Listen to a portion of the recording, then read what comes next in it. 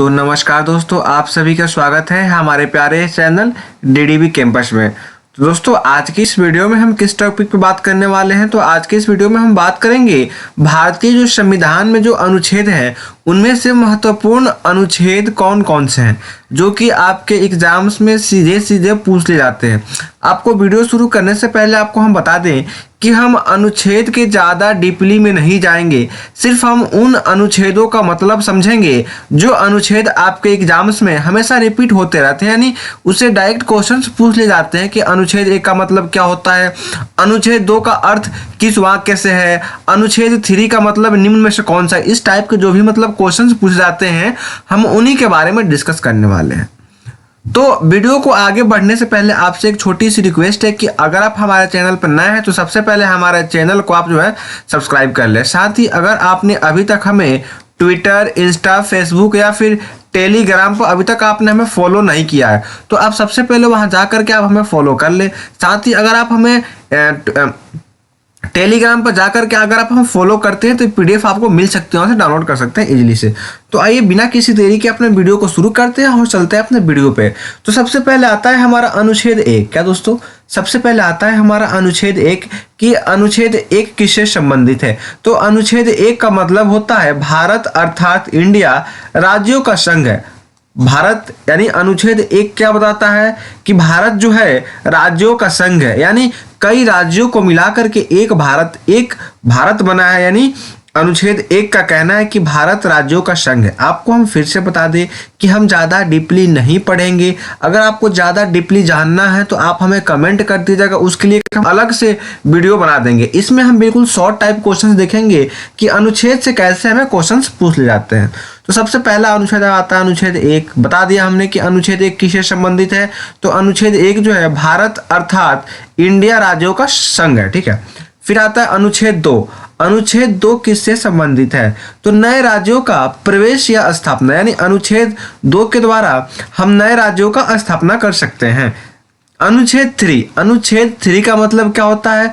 तो राज्यों का निर्माण तथा सीमाओं या नामों में परिवर्तन, यानी अनुच्छेद 3 हमारा कहता है कि हम नए राज्यों का निर्माण कर सकते हैं तथा उसके सीमा को हम बढ़ा घटा सकते हैं, फिर नामों में उसके हम परिवर्तन भी कर सकते हैं। अनुच्छेद 4 हमारा क्या कहता है? तो अनुच्छेद 4 हमारा कहता है पहली अनुसूची एवं चौथी अनुसूची। क्या दोस्तों?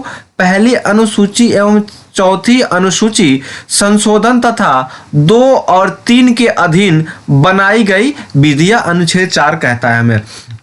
फिर अनुच्छेद 5 आता है कि अनुच्छेद 5 हमारा क्या कहता है? तो अनुच्छेद 5 का मतलब होता है संविधान के प्रारंभ पर नागरिकता। संविधान के प्रारंभ पर नागरिकता। अनुच्छेद 6 क्या कहता है हमारा?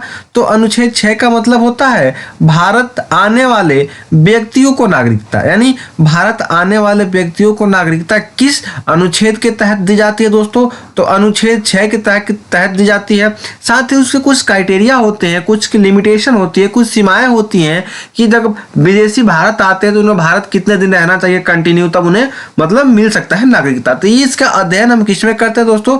तो अनुच्छेद 6 में करते हैं। फिर आता है अनुच्छेद 7। क्या दोस्तों? अनुच्छेद 7 क्या कहता है? पाकिस्तान जाने वालों का नागरिकता, मतलब पाकिस्तान जब कोई हमारे इंडियन व्यक्ति पाकिस्तान जाकर के बस जाते हैं तो उसकी नागरिकता के बारे में हम किस अनुच्छेद में पढ़ते हैं? तो अनुच्छेद 7 में पढ़ते हैं। फिर अगला क्या आता है हमारा दोस्तों? अनुच्छेद 8 आता है। अनुच्छेद 8 का मतलब क्या होता है? भारत के बाहर रहने वाले व्यक्तियों की नागरिकता, भारत के बाहर रहने वाले व्यक्तियों की नागरिकता। अनुच्छेद 9 क्या कहता है हमारा? तो विदेशी राज्यों की नागरिकता लेने पर नागरिकता का न होना। विदेशी राज्यों की नागरिकता लेने पर नागरिकता का न होना हम किस में अध्ययन करते हैं दोस्तों? तो अनुच्छेद 9 में अध्ययन करते हैं। फिर अगला क्या आता है हमारा? अनुच्छेद 10। अगला क्या आता है हमारा दोस्तों? अनुच्छेद 10 आता है। तो अनुच्छेद 10 के अंतर्गत हम लोग नागरिकता के अधिकारों का बना रहना के बारे में अध्ययन करते हैं। फिर आता है अनुच्छेद 11। अनुच्छेद 11 के अंतर्गत संसद द्वारा नागरिकता के लिए कानून विनियम, संसद के द्वारा नागरिकता के लिए कानून विनियम के बारे में हम लोग पढ़ते हैं। फिर आता है अनुच्छेद 12। अनुच्छेद 12 के अंतर्गत हम लोग क्या पढ़ते हैं, तो राज्यों की परिभाषा अनुच्छेद जो है 12 के अंतर्गत हम लोग पढ़ते हैं। फिर आता है अनुच्छेद 13। अनुच्छेद 13 का मतलब होता है मूल अधिकारों को असंगत या अल्पीकरण करने वाली विधियां। फिर आता है अनुच्छेद 14। अनुच्छेद 14 के अंतर्गत विधि के समक्ष समानता के बारे में हम लोग अनुच्छेद 14 पढ़ते हैं। अनुच्छेद 15। अनुच्छेद 15 के अंतर्गत हम लोग धर्म, मूल वंश, जाति, लिंग या जन्म स्थान के आधार पर भेदभाव पर रोक, यानी अनुच्छेद 15 के अंतर्गत जब भी कोई व्यक्ति धर्म के नाम पर या फिर मूल वंश या जाति या लिंग के आधार पर जब कोई जब भेदभाव करता है तो उसको हम किस अनुच्छेद के अंतर्गत पढ़ते हैं दोस्तों, तो उसको जो है अनुच्छेद 15 के अंतर्गत हम लोग पढ़ते हैं। फिर आता है अनुच्छेद 16। अनुच्छेद 16 के अंतर्गत लोक नियोजन में अवसर की समानता के बारे में पढ़ते हैं। फिर आता है अनुच्छेद 17। अनुच्छेद 17 में अस्पृश्यता का अंत पढ़ते हैं। अनुच्छेद 18 का मतलब होता है उपाधियों का अंत। अनुच्छेद 19 के अंतर्गत अभिव्यक्ति की स्वतंत्रता के बारे में पढ़ते हैं। अनुच्छेद 19A में सूचना का अधिकार होता है। अनुच्छेद 20 में हम लोग क्या पढ़ते हैं दोस्तों, तो अपराधों के दोष सिद्धि के संबंध में संरक्षण। अनुच्छेद 21 के अंतर्गत हम लोग प्राण और दैविक स्वतंत्रता का संरक्षण के बारे में पढ़ते हैं।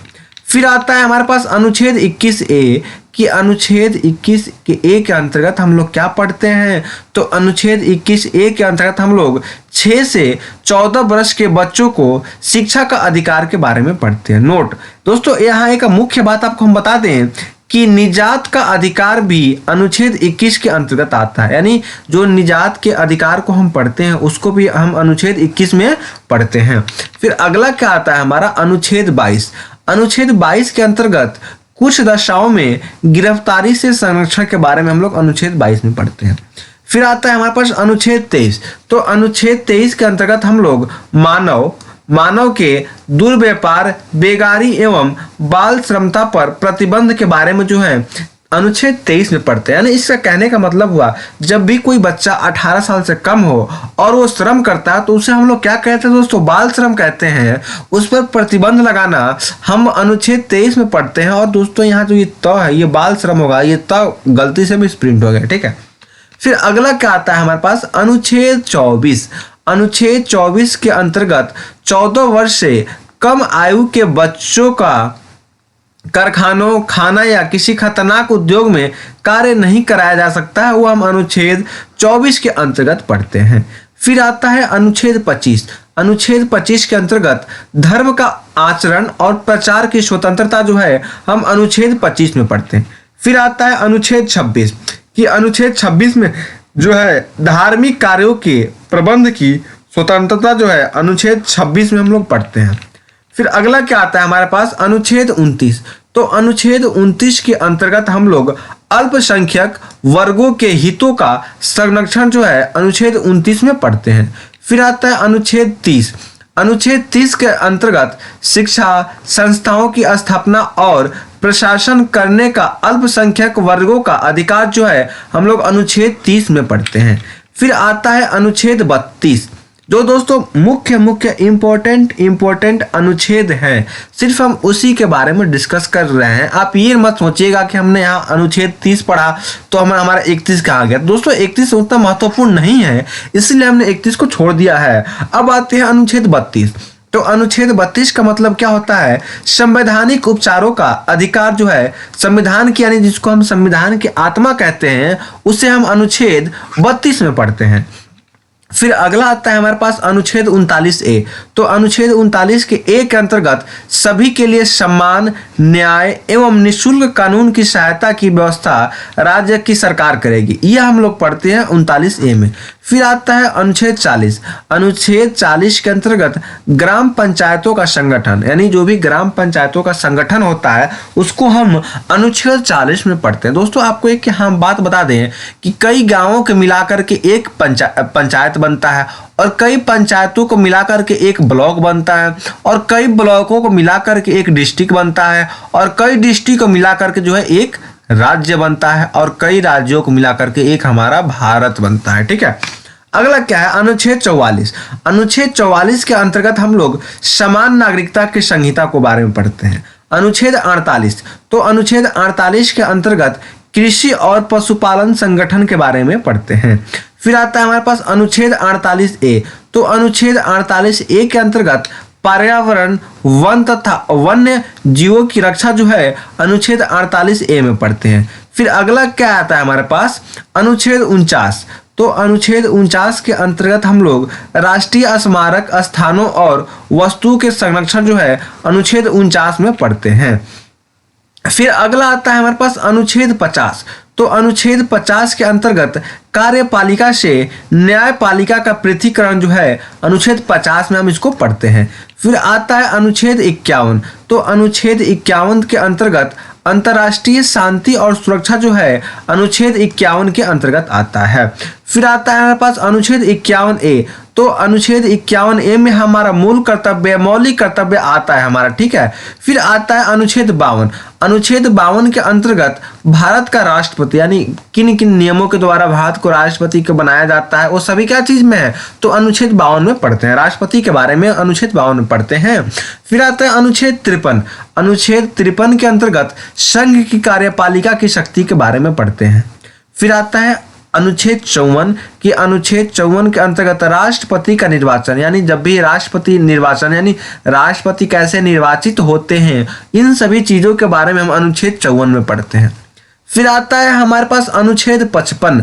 अनुच्छेद 55 के अंतर्गत राष्ट्रपति के निर्वाचन प्रणाली, यानी किस प्रणाली के द्वारा राष्ट्रपति निर्वाचित होते हैं, उसकी क्या प्रोसेस है, वोटिंग कैसे दी जाती है, तो उसको हम अनुच्छेद 55 में रखते हैं। फिर आता है हमारे पास अनुच्छेद 56, तो अनुच्छेद 56 के अंतर्गत राष्ट्रपति की पदावधि, यानी राष्ट्रपति का जो पद होता है वो कितने दिन का होता है, उसके लिए आपकी क्या क्या अवधि यानी क्या आपके पास उपलब्धियां होनी चाहिए, वो सब हम अनुच्छेद 56 में पढ़ते हैं। फिर आता है अनुच्छेद 57, तो अनुच्छेद 57 के लिए पुनर्निर्वाचन के लिए पात्रता, ठीक है। अनुच्छेद 58, अनुच्छेद 58 के अंतर्गत राष्ट्रपति निर्वाचित होने के लिए अर्हताएं, मतलब क्या क्या आपके पास योग्यताएं होनी चाहिए, वो हम अनुच्छेद 58 में पढ़ते हैं। फिर आता है अनुच्छेद 60। अनुच्छेद 60 के अंतर्गत राष्ट्रपति की शपथ, यानी राष्ट्रपति कैसे शपथ लेंगे, शपथ लेने की क्या प्रोसेस होगी, उसको हम किस अनुच्छेद में पढ़ते हैं, तो उसको हम अनुच्छेद 60 में पढ़ते हैं। फिर अगला क्या आता है हमारे पास, अनुच्छेद 61। अनुच्छेद 61 के अंतर्गत राष्ट्रपति पर महाभियोग चलाने की प्रक्रिया को हम अनुच्छेद 61 में पढ़ते हैं। फिर आता है अनुच्छेद 63, तो अनुच्छेद 63 के अंतर्गत क्या आते हैं, भारत के उपराष्ट्रपति आते हैं। अनुच्छेद 64, अनुच्छेद 64 के अंतर्गत उपराष्ट्रपति का राज्यसभा का पदेन सभापति होना अनुच्छेद हम 64 में पढ़ते हैं। फिर अगला आता है हमारे पास अनुच्छेद 65, तो अनुच्छेद 65 के अंतर्गत राष्ट्रपति के पद की रिक्त पर उपराष्ट्रपति का कार्य, यानी जब भी हमारे राष्ट्रपति का जो सीट है यानी पद है वो खाली रहे तो उस समय हमारे उपराष्ट्रपति कार्य कर सकते हैं, ये अनुच्छेद 65 कहता है हमारा। फिर आते हैं हम अनुच्छेद 66। अनुच्छेद 66 क्या कहता है हमारा, तो उपराष्ट्रपति का निर्वाचन। अनुच्छेद 67 क्या कहता है, उपराष्ट्रपति का पदावधि। अनुच्छेद 68 क्या कहता है, तो उपराष्ट्रपति के पद की रिक्त पद भरने के लिए निर्वाचन। अनुच्छेद 69 क्या कहता है, तो उपराष्ट्रपति द्वारा शपथ। और अनुच्छेद हमारा 70 क्या कहता है, तो अन्य आकस्मिकता में राष्ट्रपति के कर्तव्यों का निर्वहन जो है अनुच्छेद 70 के अंतर्गत पढ़ते हैं। दोस्तों आपको ये हमारी वीडियो कैसी लगी, अनुच्छेद से संबंधित वाली वीडियो, कमेंट करके कमेंट बॉक्स में जरूर बताएं। साथ ही यदि आप चाहते हैं कि हमें बिल्कुल विस्तारित रूप से अनुच्छेद के बारे में अध्ययन हो जाए तो आप हमें कमेंट करके अवश्य बताएं, ताकि आपके लिए एक हम विस्तारित रूप से बना सकें, ठीक है। तो मिलते हैं नई वीडियो में, तब तक के लिए धन्यवाद। जय हिंद, जय भारत।